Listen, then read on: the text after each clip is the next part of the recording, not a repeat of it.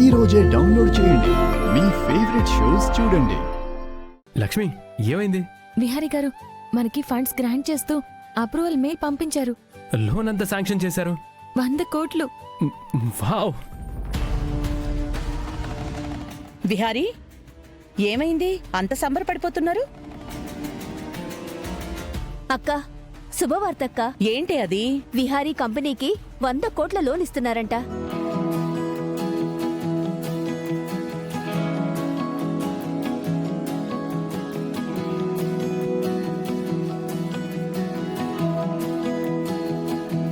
బావా, ఇదిగో తిను. వద్దు. తిను బావా. కంగ్రాచులేషన్స్ బావా. Thank you Sahasra. వీళ్ళందరికంటే నాకే పెద్ద గుడ్ న్యూస్ ఇది. నవ్వవి. బావకి వచ్చే ఆ ఫండ్స్ నీ వల్లే వాడు లాభపడతాడు. ఇప్పుడు నువ్వు నవ్వే నవ్వు కాసేపు ఆగితే విలవిల ఏడుస్తావు. విహారీ, నువ్వు మళ్ళీ కంబ్యాక్ అవడానికి కారణం లక్ష్మినే.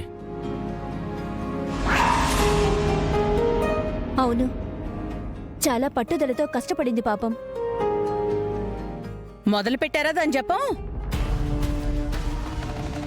జపం కాదు దినా, నిజం. కష్టపడిందిలే. ఈ కష్టమేదో ఆ రోజు బ్లాక్ లిస్ట్లో బ్యాంక్ ఆఫీసర్స్ పెట్టిన రోజు కష్టపడుంటే మనకి మన బిజినెస్కి నష్టం వచ్చేది కాదు, చెడ్డ పేరు వచ్చేది కాదు. ఈ రోజు ఫండ్ వచ్చింది సరే, మన షేర్ ప్రైస్ ఎవరి వల్ల తగ్గుతుంది అది చెప్పండి. అదెందుకు చెప్తారు? గురువింద గింజ కింద మచ్చ తనకి కనబడదంటారు. మనింట్లో మాత్రం లక్ష్మి తెచ్చే మచ్చలు వీళ్ళకి కనబడవు. కనబడినా చూడరు.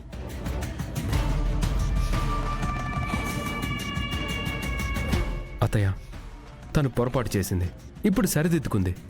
ప్రపంచంలో ఎవరు పర్ఫెక్ట్గా పని చేయరు. తప్పులు జరుగుతూ ఉంటాయి. అవునులే బావా, కానీ తన తప్పు వలన ఇక్కడ నష్టపోయేదెవరు? మనం. గాయం చేసి బ్యాండేజ్ వేయడం దేనికి?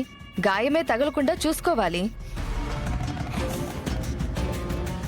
లక్ష్మి, విమర్శించే నోరు లేకుండా ఎవరూ ఎదగలేదంట. విమర్శించేవాళ్ళు లేకుండా రోగం తగ్గదని పెద్దవాళ్ళు చెప్తూ ఉంటారు. ఇవన్నీ నువ్వు పాజిటివ్గా తీసుకోవాలి.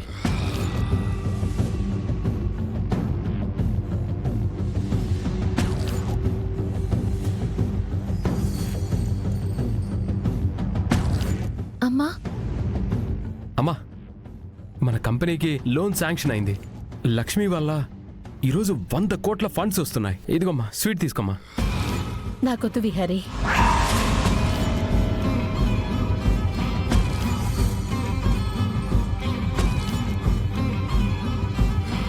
అదేంటమ్మా? నేనింకా టాబ్లెట్స్ వేసుకోలేదు. వేసుకునే ముందు ఏమీ తినకూడదు కదా.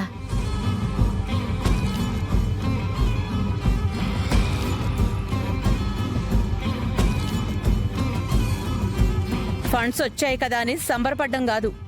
వచ్చిన ఫండ్స్ ని బాగా యూటిలైజ్ చేసి కంపెనీకి మళ్ళీ ప్రాఫిట్ 1 వెంచర్నిచ్చేసి అప్పుడు పండగ చేసుకోండి.